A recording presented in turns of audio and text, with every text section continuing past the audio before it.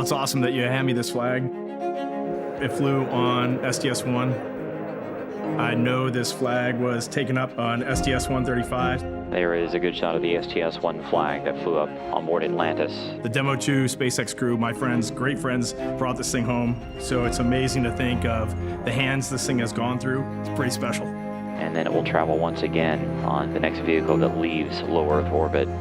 And here we are in Mission Control in Houston, Texas, and this flag is in my hands. And I don't know about you, but I think we should send this thing to the moon. Let's take it to the moon. Human spaceflight is the ultimate team sport. When these four fly around the moon, they won't be doing it alone.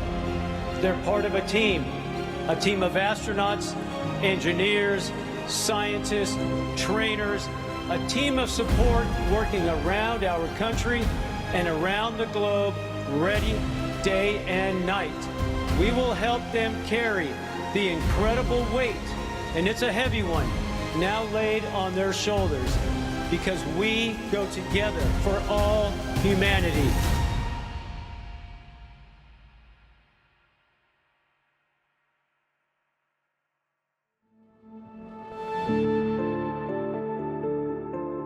NASA has a rich history of test flights, and we do it for a reason.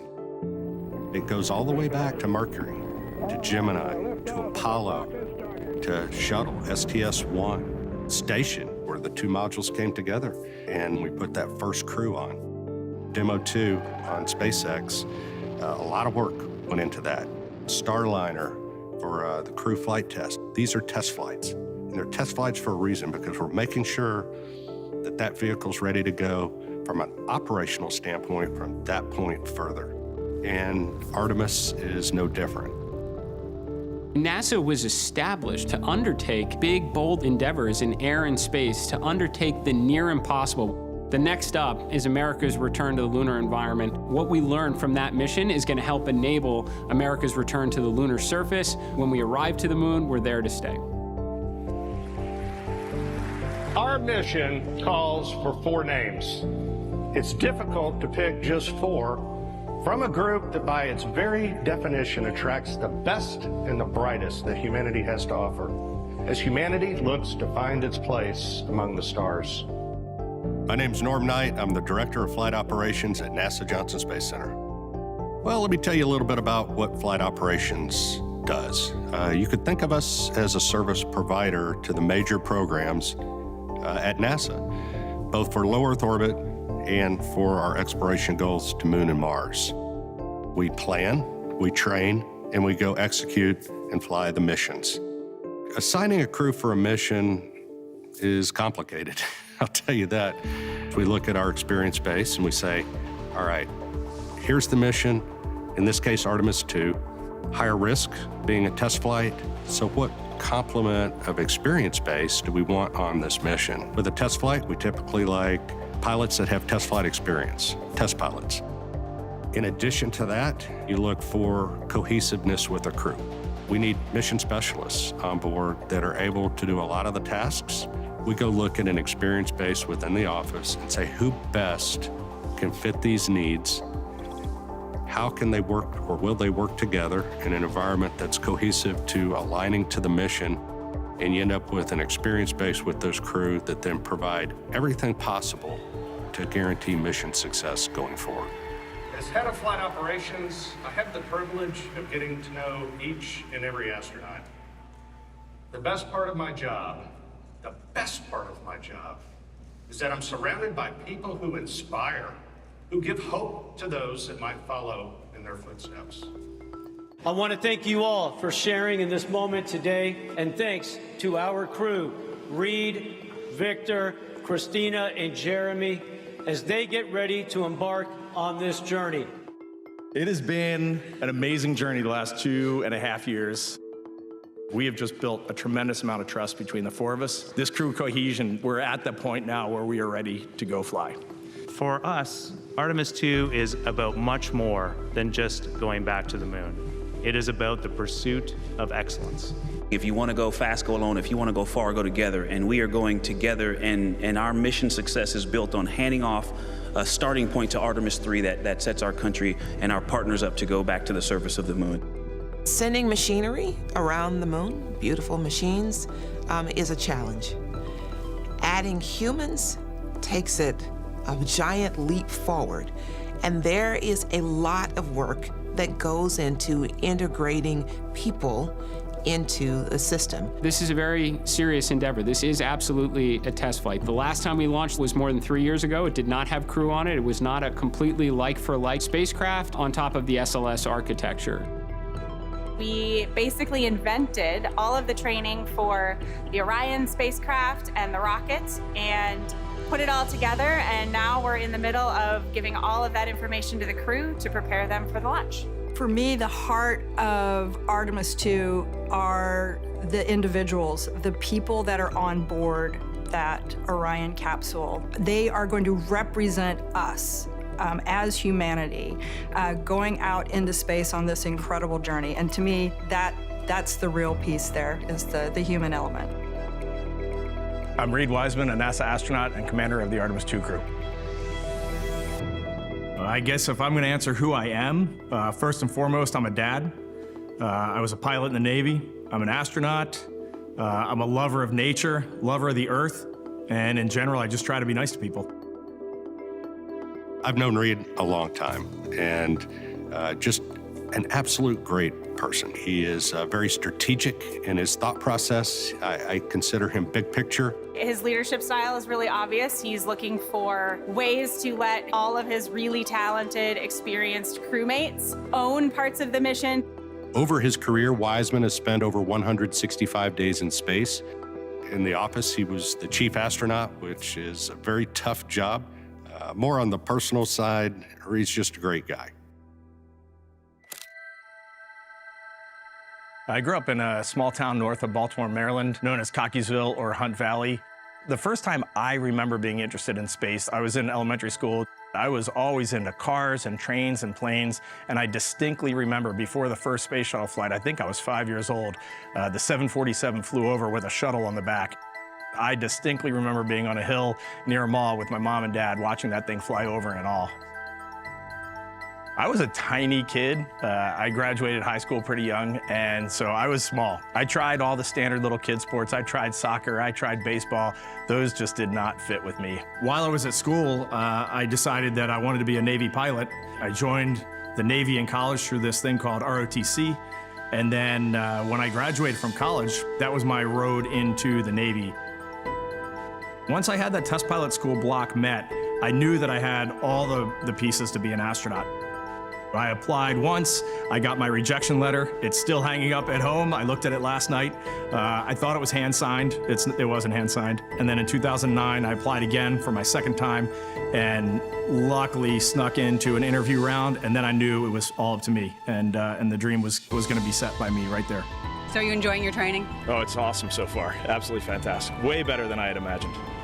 Getting to accomplish a dream, getting to go out and seize that, you have to sometimes look back and just congratulate yourself. Just take a minute and say, man, you did the thing that you set out to do. What would I tell 8 or 9-year-old Reed? Hey, stay the course. You're doing great. Have some confidence, because I definitely didn't have a lot of confidence as a kid. So go out and have fun and try to do good every day. While we're looking at everybody, if you'll find the lens, just go and look at the lens, everybody. I want to thank God for this amazing opportunity, because Artemis II is more than a mission to the moon and back.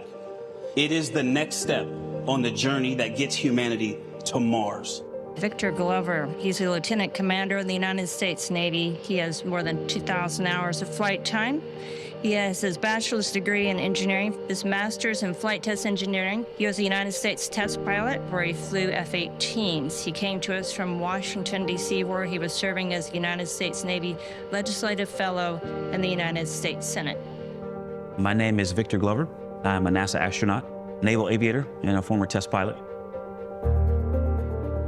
The back of my baseball card, the most important things would be right at the top. It'd be a husband and father to 4 beautiful daughters. And then, being able to dabble in the aerospace industry, fly jets off of a carrier, help design and to operate spacecraft. Those would be down there in the small print somewhere. Victor, He is the philosopher, I would say. He's the one that I've had the most conversations about what makes effective training. When I think of Victor, I think of a supercomputer. And I mean that very sincerely. He is so intelligent, and he is thinking about the mission. He's thinking about solutions. And in working with the teams, it's just fun to watch. Victor Glover, he is my classmate. We were both chosen in 2013 to become astronauts. He is my astro brother. He is incredibly talented, and I am basically in awe of him at all times. Victor Glover, he has become a mentor of mine. I love working with him. It is not a relationship that peaks and then drops off. This relationship is always increasing. I'm learning more about him every single day, and we're working better together every single day. I grew up in Southern California. Being from a socio-economically disadvantaged background, not having a lot of money, it definitely created a challenge. But in all of that, my support and love from my mother and my father was always clear. That always shone through. I played outside. I would come home with rocks and wood, chips, but also like bugs in my pocket. Just this idea to kind of go beyond and know what's next and see what's beyond it's just kind of always been there. Sometimes it wound up with me getting bumps and bruises, I took the rain fly off my tent, tied it to my belt loops, and jumped off my grandparents' roof to see if I could make a parachute, As a child, seeing a shuttle launch on television, really, it captivated me. There are points through my childhood and young adulthood that feeling was always there. When I was in college, I was 20 years old. I decided I wanted to join the Navy. And when I told my dad I wanted to join the Navy, I told him I wanted to be a Navy SEAL. And he said, okay, you might enjoy that. But with an engineering degree from Cal Poly and being a pilot, you might be able to go on and become an astronaut. My dad made a suggestion that changed the arc of my life, literally changed the trajectory of my life. When NASA announced the astronaut piloting its Artemis II mission, Victor Glover Sr. was watching. Obviously, I had tears in my eyes. I was wiping the tears away. Deep down inside, you knew, he's going to be a part of something special. Being able to go to space is just, I think, a sign of the willingness, the work ethic, and the adventure, and the opportunity, the timing coming together. So many people have poured into my life that, if anything, I'm actually reflecting from so many sources. And again, I am blessed. I've been blessed.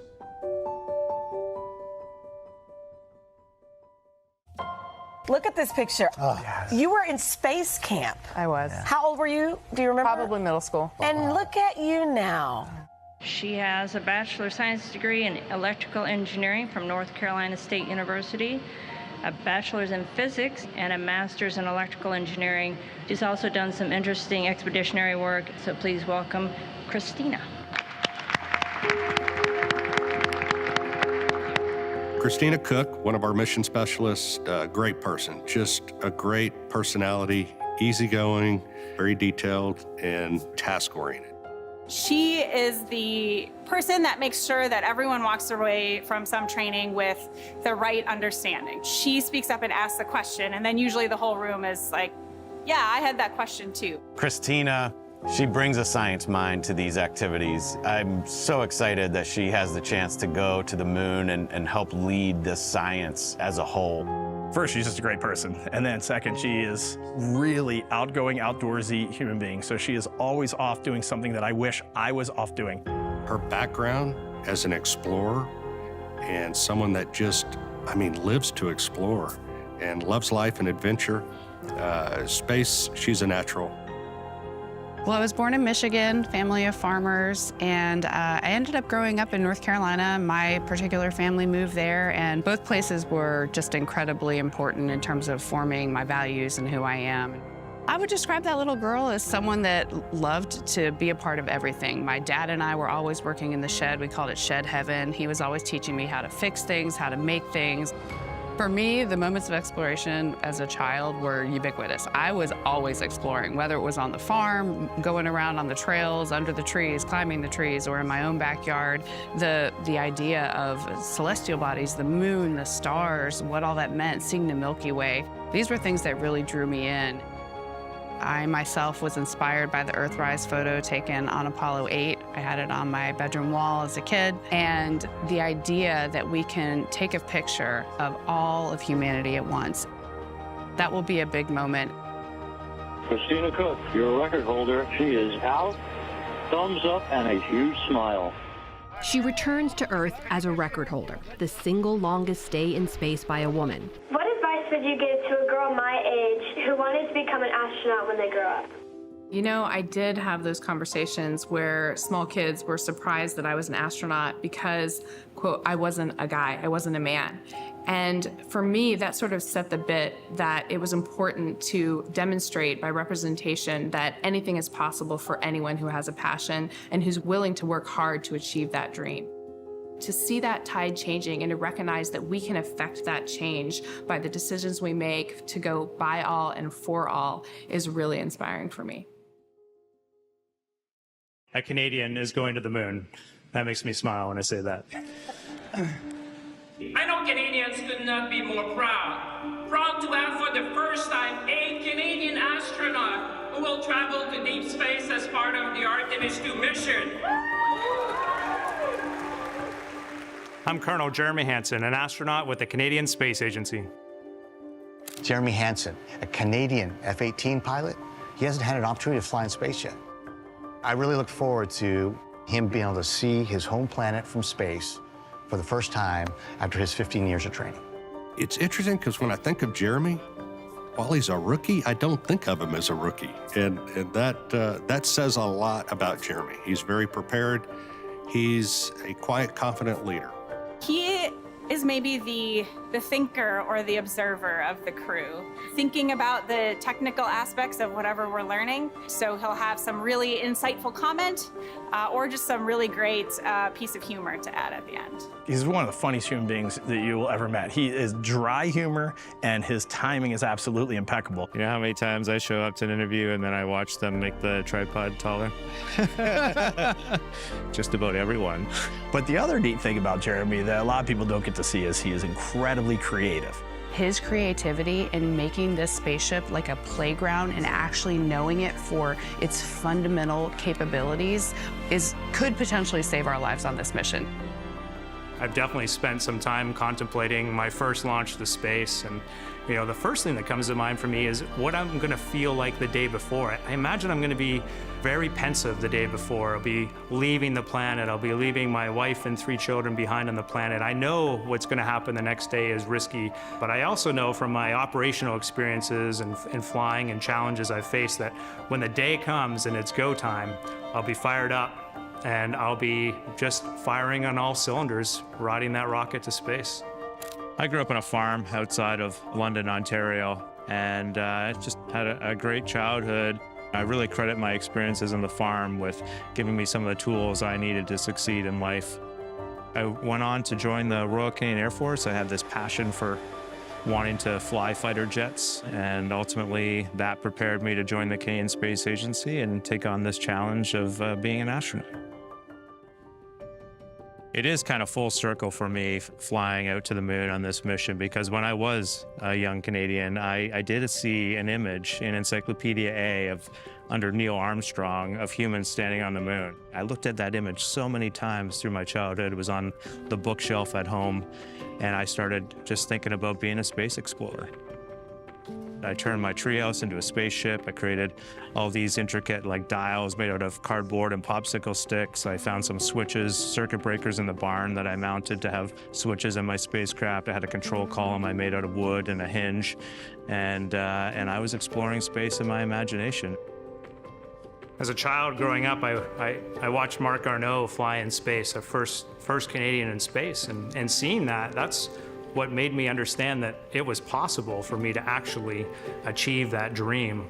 You know, I'm driven by the spirit of exploration. I don't even know that I can tell you why, but there's just something about going to a new place and pushing the limits that really captures my passion. Super proud that Canada is joining the US-led mission back to the moon, the Artemis mission. Just gratitude for what they brought to the challenge.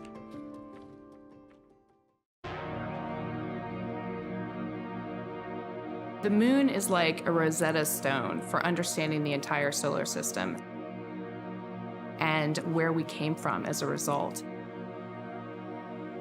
I used to stare up at the moon. I was just fascinated by that image, that consistent image, and try to imagine what it might be like up there. Just thinking kind of on a mental journey, like I'm just taking this spiritual flight through the cosmos. But there was just this interesting and significant connection with the moon. Everybody around the world has looked up at that exact same moon. The same side of the moon is always facing Earth, and we are always looking at that same picture. Some people are dreaming of it. For some it's a religious symbol, a spiritual symbol. For some it's a calendar, but we are always all looking at that same moon. It's one thing that every human has in common. That thing that looks so far away is going to be right up close for us. There's this human aspect of flying out and seeing the moon up close. That's going to be truly extraordinary.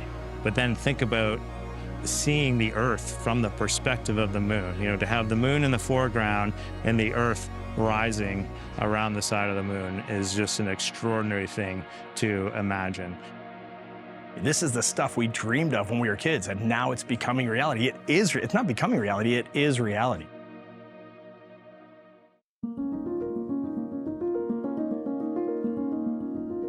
My name is Lakeisha Hawkins. I currently serve as Acting Deputy Associate Administrator here at NASA. We lead the agency's efforts for human exploration to the moon and to destinations further beyond the moon.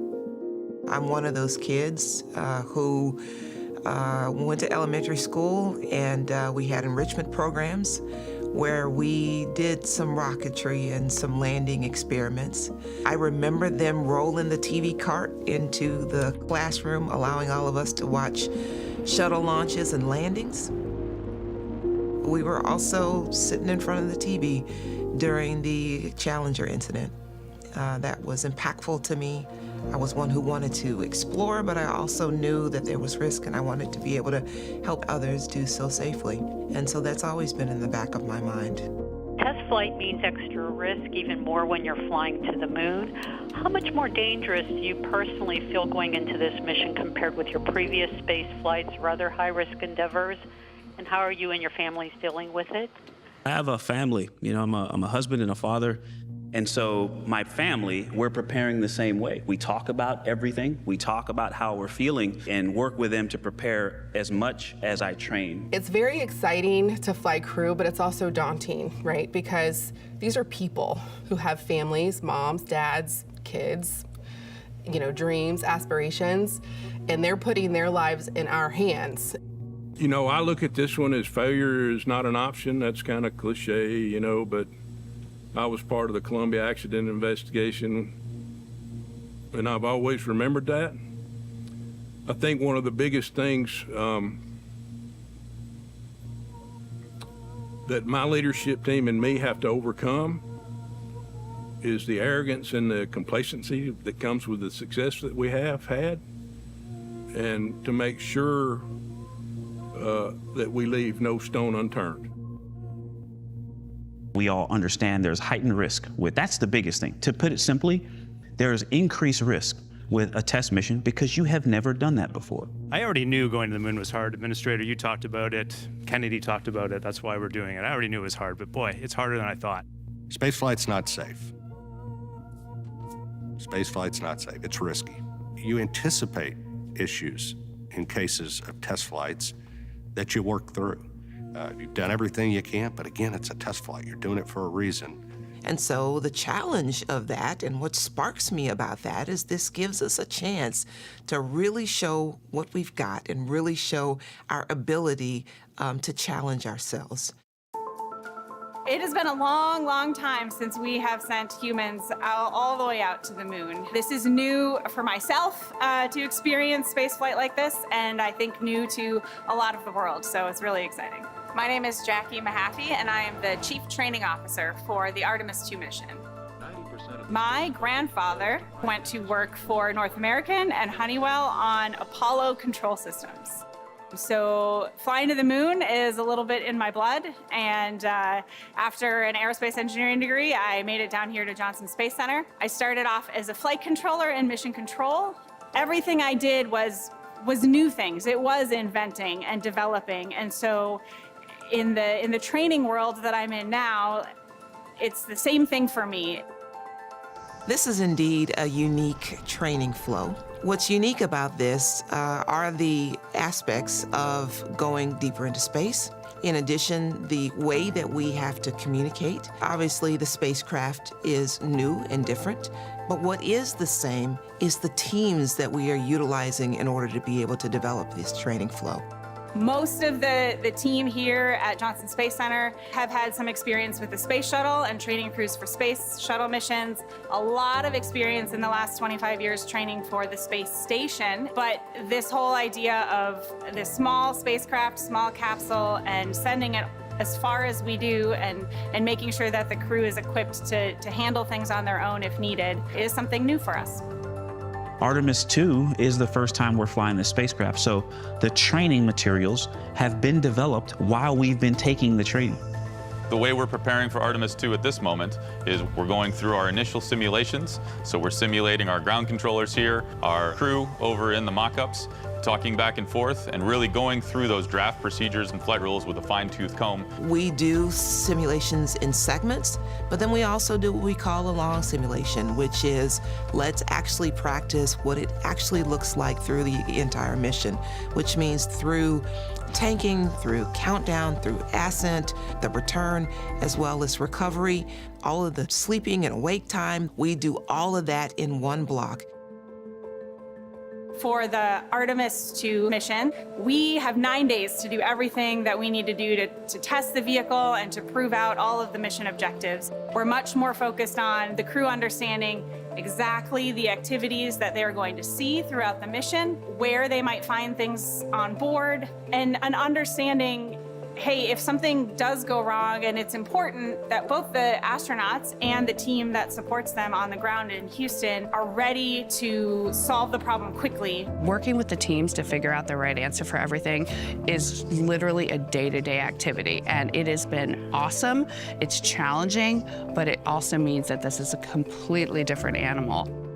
I kind of look at the whole journey of young Jeremy flying space missions in the treehouse to today in the simulator, going through failure scenarios with an incredible team and mission control. It has changed a lot. It was a lot simpler when I was young and I was doing it in my imagination.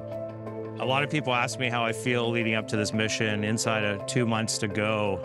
It's not a simple question to answer. There are moments of wow, I can't believe we're so close to going, and it is super exciting. But then in the next moment, you're like, okay, I also have a lot I want to do. I totally feel like we're going to be ready. Things are going to come together, but I also have that feeling of almost like cramming for an exam, where it's hey, I could use every single moment between now and flight to make just double check, triple check.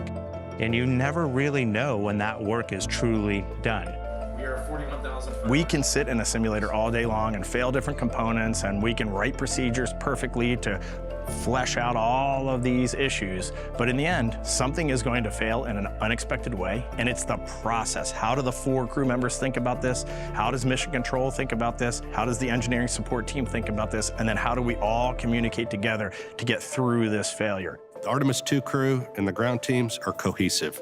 It takes a lot of training for the ground team to understand the nuances of the crew and vice versa. At the end of the day, they're mission focused.